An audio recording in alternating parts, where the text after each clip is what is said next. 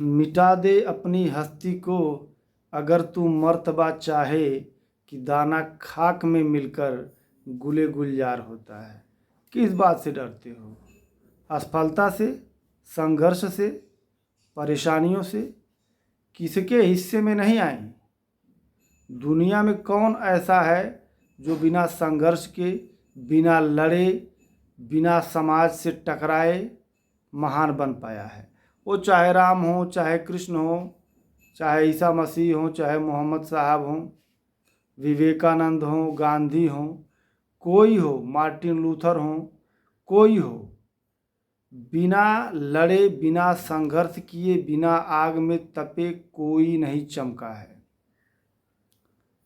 बड़ी बड़ी परेशानियों से लड़ गए, साम्राज्य से लड़ गए, शासकों से लड़ गए, हिटलर जैसे तानाशाहों से लड़ गए लोग, और तुम छोटी छोटी परेशानियों से लड़ रहे हो। जेब में पैसा कम है, इस बात को लेकर के तुम बहुत चिंतित हो। ये सोचो कि वो लोग जब लड़े, जब संघर्ष किए तो उनके पास कुछ नहीं था, संसाधन के नाम पर उनके पास कुछ नहीं था। संसाधनों के भीषण अभाव के बीच उन्होंने लड़ करके, संघर्ष कर करके समाज और दुनिया में परिवर्तन लाया, दुनिया को एक नई दिशा दिखाई। राम भगवान माने जाते हैं, कृष्ण भगवान माने जाते हैं, आपने पढ़ रखा है उनके बारे में, कितना संघर्ष भरा जीवन उनका रहा।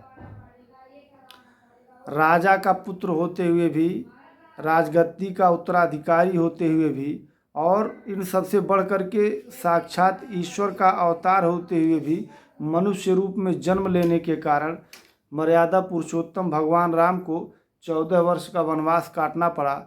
और जंगल में वनवास के समय विभिन्न प्रकार की परेशानियां, विभिन्न प्रकार की समस्याएं उनके सामने पैदा हुई।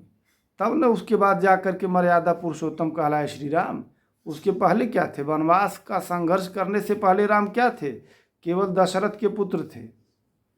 जब मर्यादा पुरुषोत्तम कहलाए तो उसके पीछे कारण ही यही था, उनके वनवास के दौरान किया गया उनका संघर्ष, उनके द्वारा झेली गई परेशानियां। तो कभी भी संघर्षों से मत घबराइए, परेशानियों से मत घबराइए। सुख और दुख जीवन के अभिन्न पहलू हैं।